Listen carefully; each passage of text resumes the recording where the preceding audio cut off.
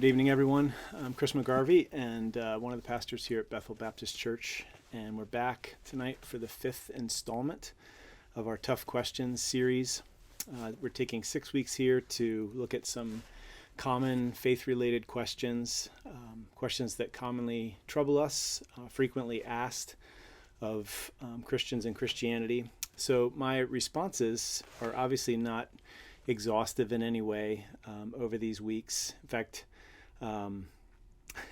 nor am I presuming to be the answer man or trying to pose as the answer man. I saw something on Twitter last week where a guy named Jared Wilson, laid out this conversation.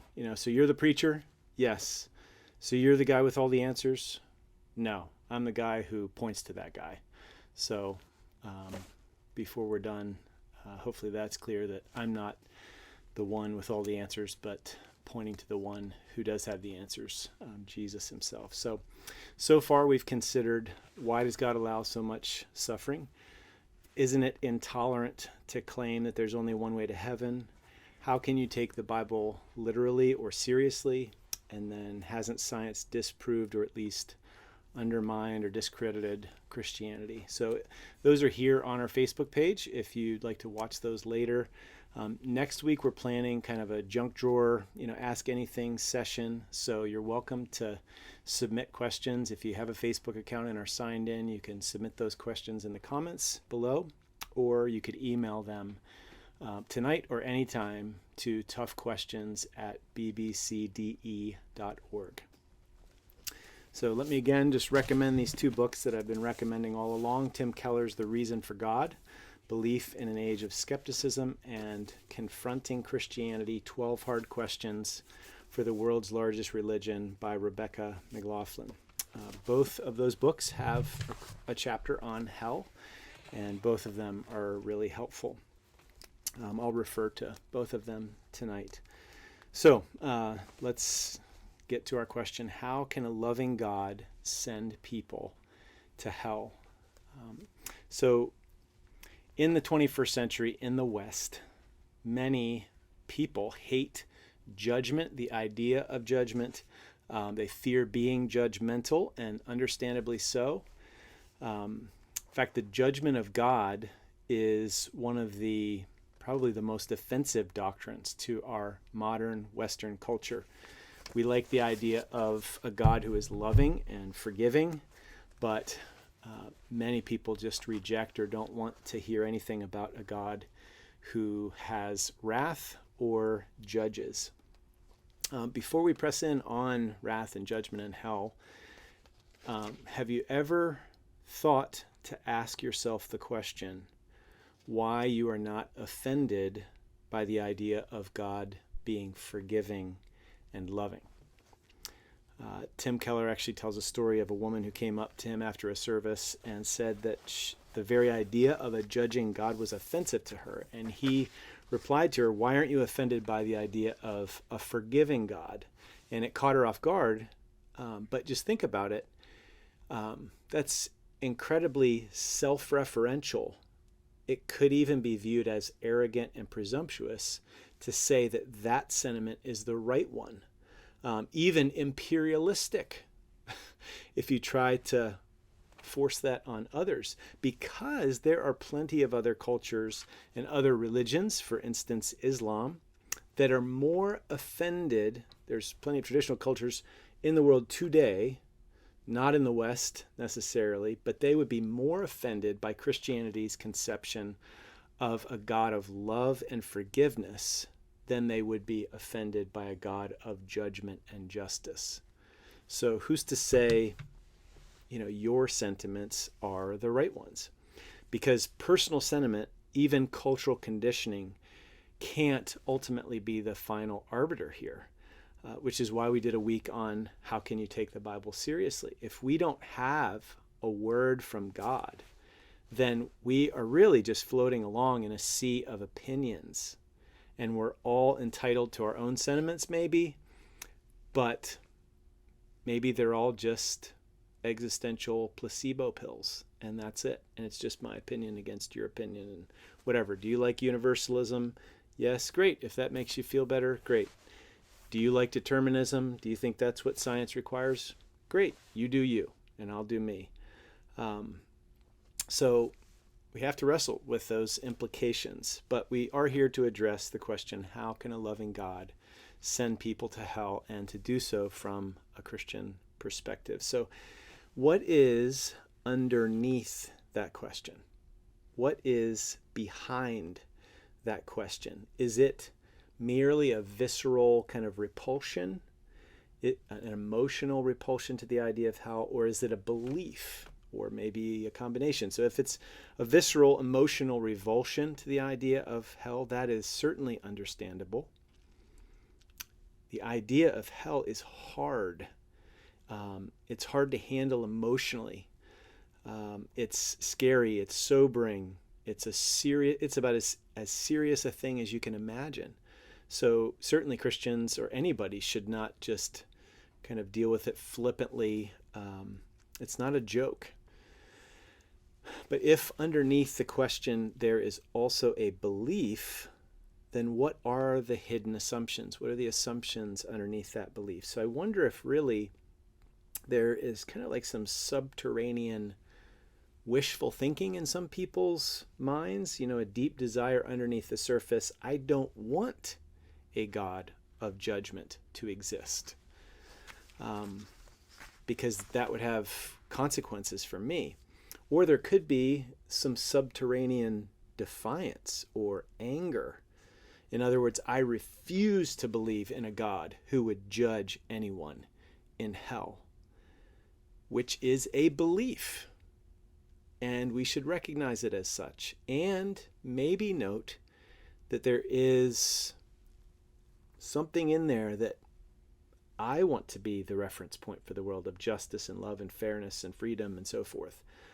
I want to be God. So I don't know if anybody's ever, asked those questions, had you think maybe what's underneath those sentiments or those struggles. And then I think we should also challenge ourselves to say, are you actually sure that you don't want a God who judges? Are you sure you don't want a God who judges? I want to suggest to you tonight that you do actually want a God of judgment. And so that desire doesn't cause a God of judgment to all of a sudden exist. Our sentiments don't determine God's existence or what he is like. But if we realize that we actually do want a God of justice, it could be evidence that you and I were made by him, and that his law and his reality is imprinted deep in our soul. So Rebecca McLaughlin, in her chapter on this subject in the book, mentions a guy named Sam Harris, who's a fairly famous atheist. He's a neuroscientist and philosopher, and he actually adamantly believes that determinism is true, that free will does not exist. So I looked him up today and listened to some things online and read some things by him, and he says that we live in a world of cause and effect. Either our wills are determined by a long chain of prior causes and we're not responsible for them, or they're determined by some random influences and we're not responsible for them.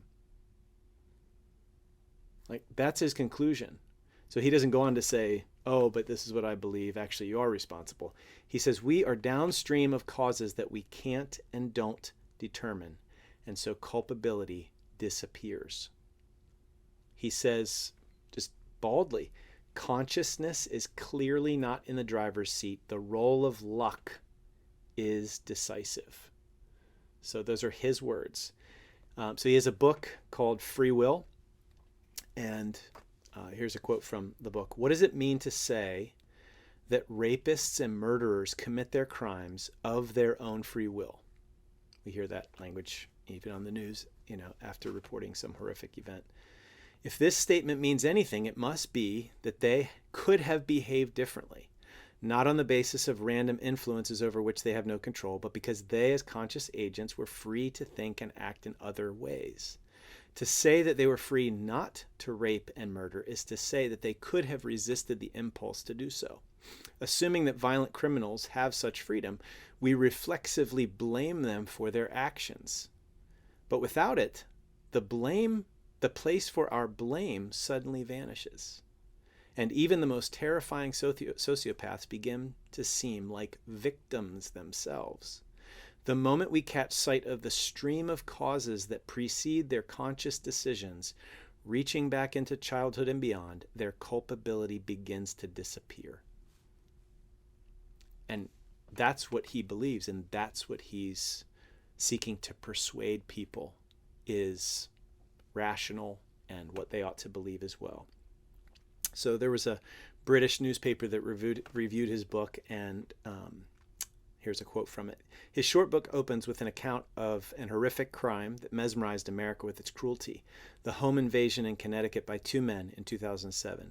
Two career criminals first brutally bludgeoned the father, who actually amazingly survived, then raped and murdered the mother, and finally killed the two young daughters when they set the house on fire. They had tied the daughters to their beds. So that is summarizing it in a pretty sanitized way. If you read more of the details, actually, that Harris includes in his book, it was gruesome and sickening. So without free will, back to the article, monsters like these men are, in Harris's words, nothing more than poorly calibrated clockwork, and therefore they aren't really responsible for their actions. So does that resonate with you? Do you believe in earthly and even cosmic justice? Do you even long for it? So McLaughlin responds to that in her book, and she says, there's a catch if you take this view. If Dzhokhar Tsarnaev had no real moral agency in his actions, that was the Boston Marathon, one of the bombers, the brothers that were bombers, then no act of moral courage is real either. Sophie Scholl, whose anti-Nazi pamphlets fluttered down from the top of the university atrium, did not decide to resist, just as the janitor who reported her to the Gestapo and the Nazi guards who beheaded her cannot be judged for their crimes. If the ISIS judge who held Nadia Murad as a sex slave, raping and abusing her night after night, cannot be judged for his actions, neither can Harriet Tubman be commended for her courage, as she risked her life night after night to help black slaves go free. Because remember, consciousness is clearly not in the driver's seat, the role of luck is decisive, and culpability and commendation disappear. If Larry Nassar, this is McLaughlin again, the USA national gymnastics team doctor who was serving multiple life sentences for sexually abusing more than 250 young girls, cannot be held accountable for his callous crimes, then neither does Rachel Denhollander, the first woman to accuse him, truly love her children. It's just luck. No culpability, no commendation.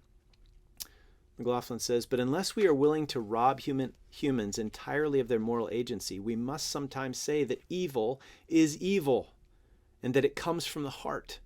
And if we cannot say this, we must also never say that love is love. So you've probably heard this in the media. Maybe this is even your own perspective. When crimes are perpetrated, experts and cultural elites look for answers in the person's background and sometimes try to minimize culpability or explain what happened by an appeal to educational deficits or suffering experienced by the perpetrator in their childhood or whatever. So those things, just to be clear here, can have significant influences on a person's behavior, even very significant influence, especially, when you're dealing in the realm of serious mental illness. But there are plenty of terrorists, murderers, rapists, abusers, child abusers, whose crimes force us to ask and reckon with the question, was that evil? Is this person morally culpable? Do they deserve judgment and consequence for their actions. So McLaughlin goes on and makes an extremely perceptive comment under the heading, "The Me Too of Judgment." Listen to this sentence she writes.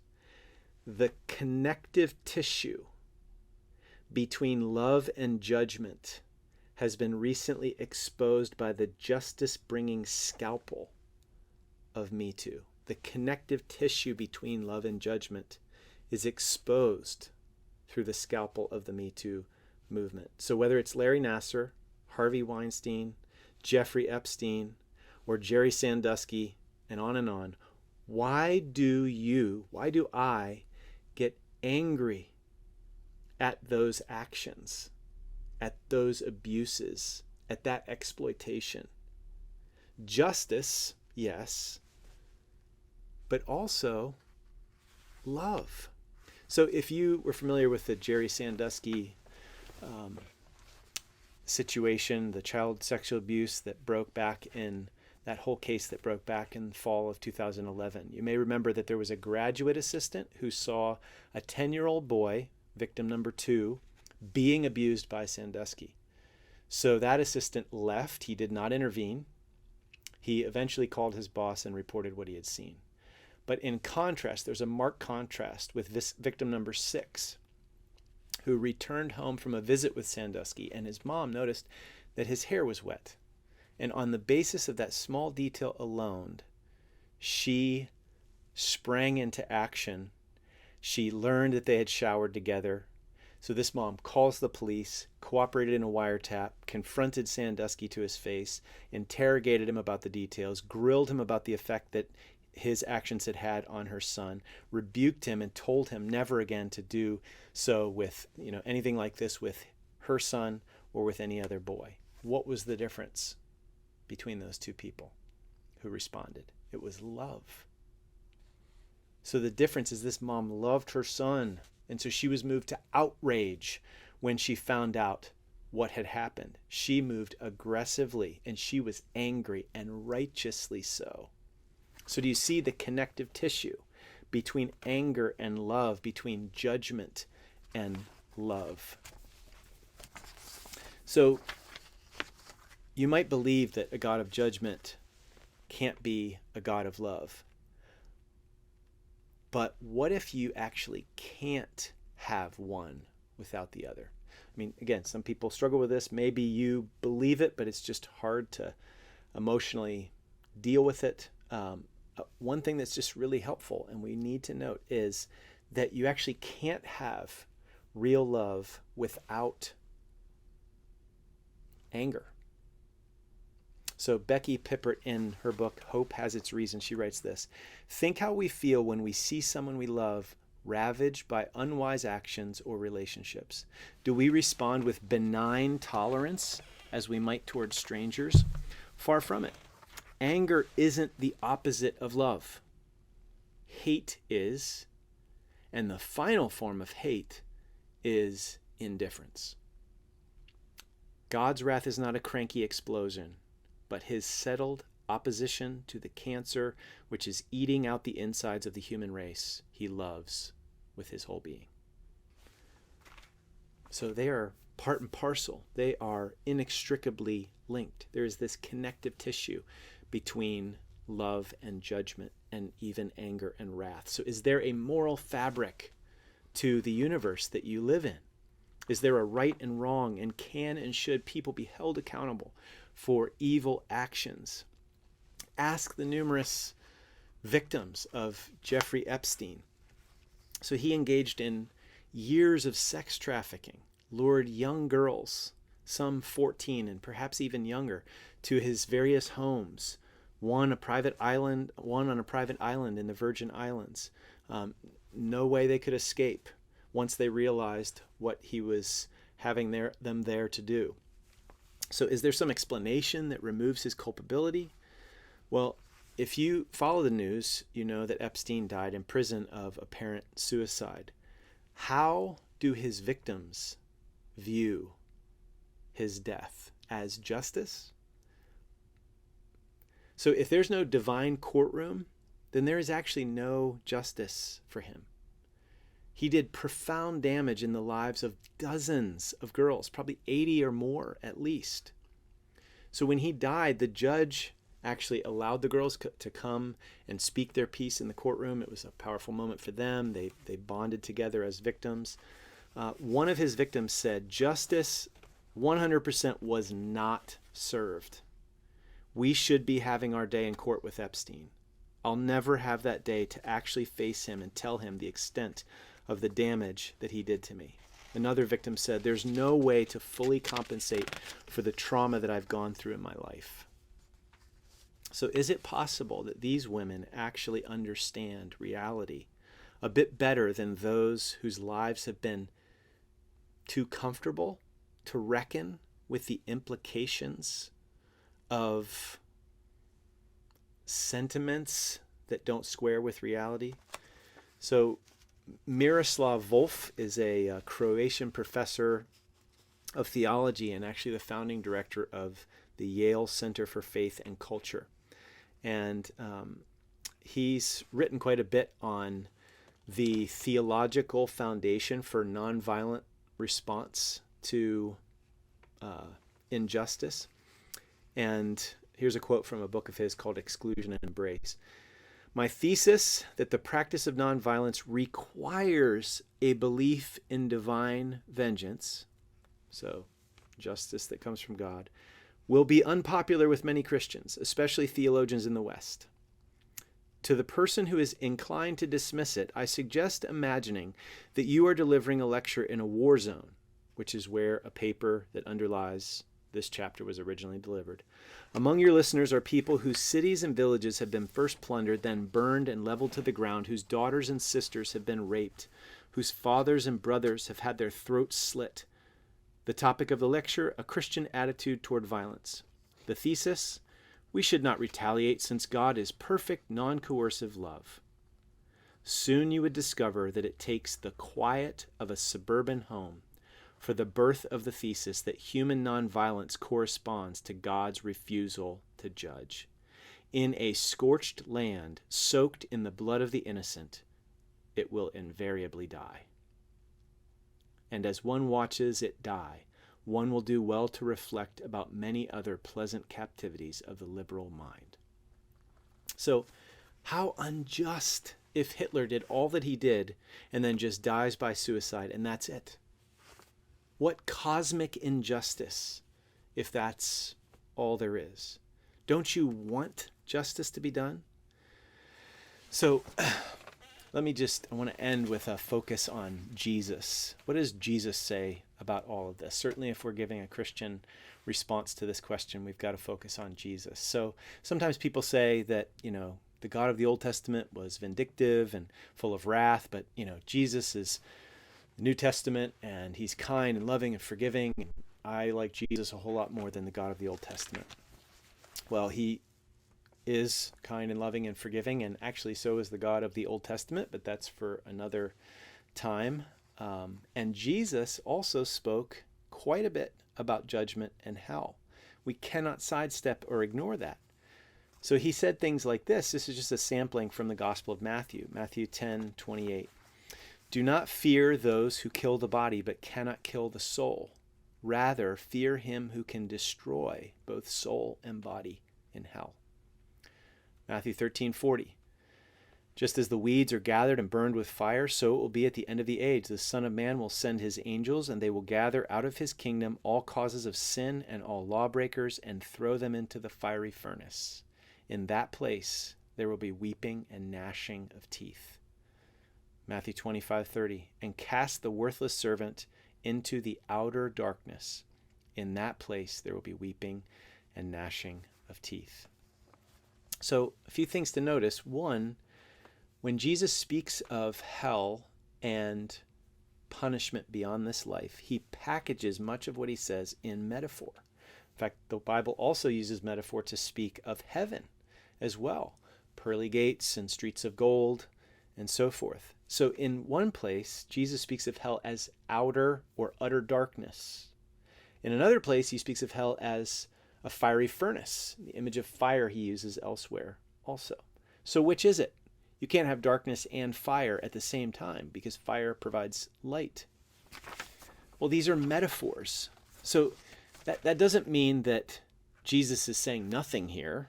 Oh, it's just metaphorical. It's just figurative. Hell is a terrible place. But it means that we need to be careful with how we speak of these realities. So hell can oftentimes be spoken of in like this harsh scaremongering sort of way, like, you're going to burn in hell forever. Well, hell is the just consequence and punishment for rebellion and sin. If we are separated from Jesus, if we are separated from God forever, it is hell.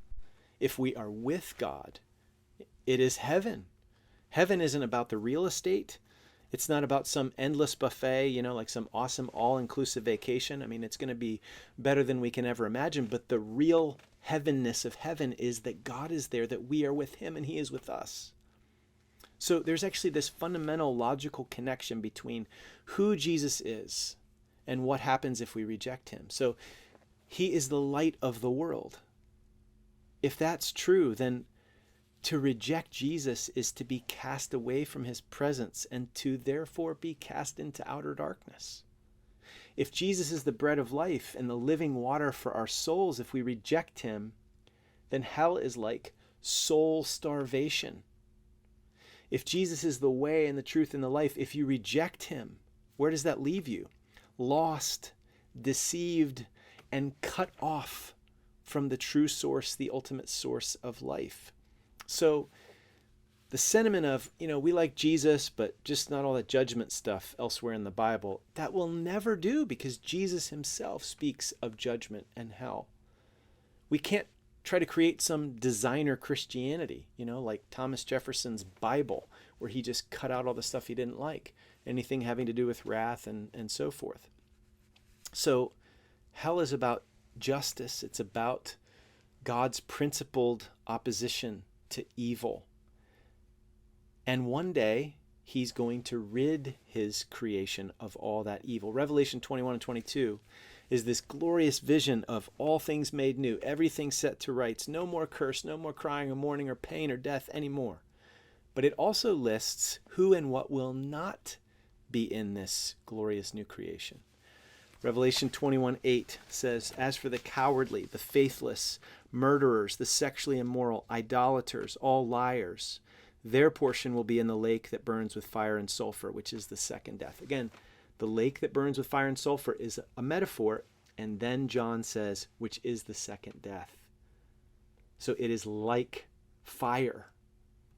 So do we know exactly what that's going to be like? No, but we know it's going to be horrible. Revelation 21:27, nothing unclean will ever enter the new heavens and new earth, nor anyone who does what is detestable or false. So the wrath of God is his principled opposition to evil. It's not a hair-trigger temper. It's inextricably tied to the fact that God is loving and just, and everything that threatens to eat like cancer his good creation and his people, he's going to rid the world one day of all of that. So perhaps maybe we can, grant the reality of hell for really evil people like Hitler or Jeffrey Epstein, but what about normal, nice people like you and me? Well, I quoted Alexander Solzhenitsyn back in the first Tough Question episode about suffering, and he criticized communist Soviet Union for the cruelty of the Gulag labor camps, but he looked inside and realized the line separating good and evil passes not through states, nor between classes, nor between political parties, but right through every human heart. So did you maybe hear yourself in those lists of who is excluded from the new creation? We are all worse than we dare to admit. We constantly want to hide and minimize and justify and downplay and blame shift our sin. We haven't simply dishonored and sinned against finite human beings and failed to love them as we ought. We've also sinned against an infinitely glorious and honorable God. Hell is actually the measure of how serious our sin is. But hell is also the measure of how glorious and great and amazing the love of God is. So if universalism is true, then what did Jesus do in his life and death? Not that much. If hell is real, then what did Jesus do on the cross and coming and taking on human flesh? More than we can even begin to fathom. He literally took hell for everyone who would ever trust him. So all sin's going to be paid for. It's either paid for by Jesus on the cross or paid for by us in hell. Your choice. Jesus literally took hell for anyone who would ever trust him as Savior. He drank the cup. He's in the Garden of Gethsemane. He's looking into this cup. I want this cup to pass, yet not your will, but not my will, but your will be done. He drank the cup of God's righteous wrath and judgment to the dregs and said, "It is finished," so that he could give us, any who trust in him, the cup of salvation. That is awesome, amazing, vast, wide, long, high, and deep, beyond fathoming love. So hell is offensive, yes. But the question is not, do you find it offensive? The question is it true? Is it real? If your house is on fire and I throw a brick through your window and I yell fire, it is cruel and offensive and I should be dealt with. But if your house is on fire and I wake you by throwing a brick through your window, that drastic action is not offensive and cruel. It is actually love. Thanks for joining us tonight.